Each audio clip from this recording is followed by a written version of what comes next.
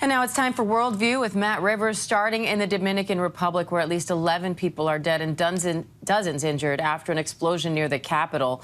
Firefighters are now searching through the smoldering rubble as people gather outside hospitals looking for loved ones. Matt, what do we know so far? Yeah, Dan, this is still an investigation that's ongoing. Authorities don't know the cause of that explosion quite yet. This happened in a place called San Cristobal, which is just outside the capital of Santo Domingo, in a place called the Old Market, which is a very populated area. People go there for shopping. It was very crowded when this explosion happened. At least 10 people have died as a result. 11 people, authorities say, remain missing, so that death toll likely to go up, and dozens of additional people were injured. Authorities saying that they're looking into the idea that maybe some business operating illegally or in an unsafe way might have caused this explosion, but this investigation still ongoing at this point. Meanwhile, the United Nations Secretary General is urging the international community to deploy a multinational force of police, special forces, and military support units to Haiti to combat gangs there. What's the latest on that?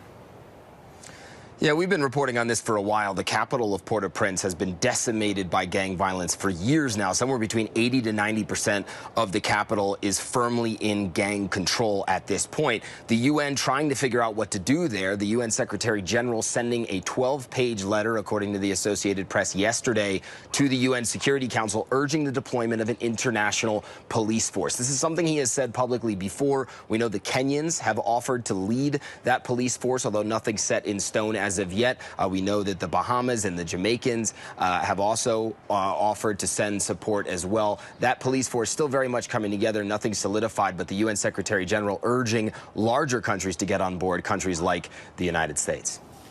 And meanwhile, North Korea now says Travis King, the U.S. soldier who crossed the border in July into North Korea, has expressed willingness to seek refuge in the country. What exactly does that mean, and what happens next?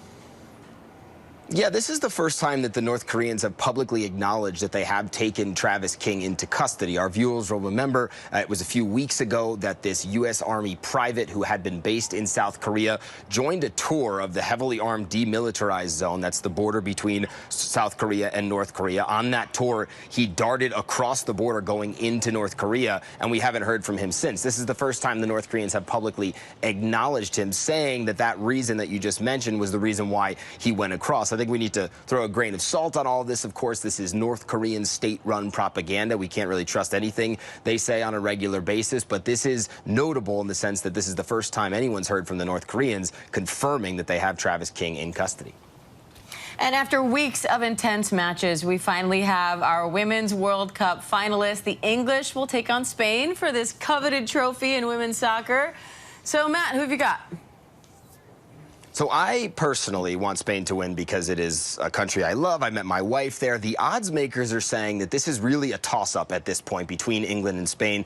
Spain beating Sweden a few days ago. It was England overnight beating co-host Australia to get to this point. But I think, Diane, the most bold prediction comes from our producer, Lewis, who told me in an email leading up to the excitement. I want to quote it to get it exactly right.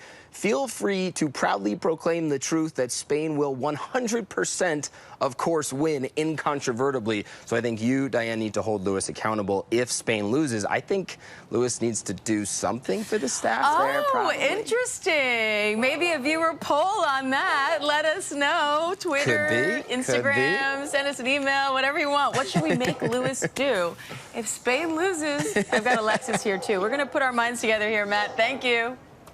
Matt Rivers for Worldview. Lewis, I think, is running out of the building now. Hi, everyone. George Stephanopoulos here. Thanks for checking out the ABC News YouTube channel. If you'd like to get more videos, show highlights, and watch live event coverage, click on the right over here to subscribe to our channel. And don't forget to download the ABC News app for breaking news alerts. Thanks for watching.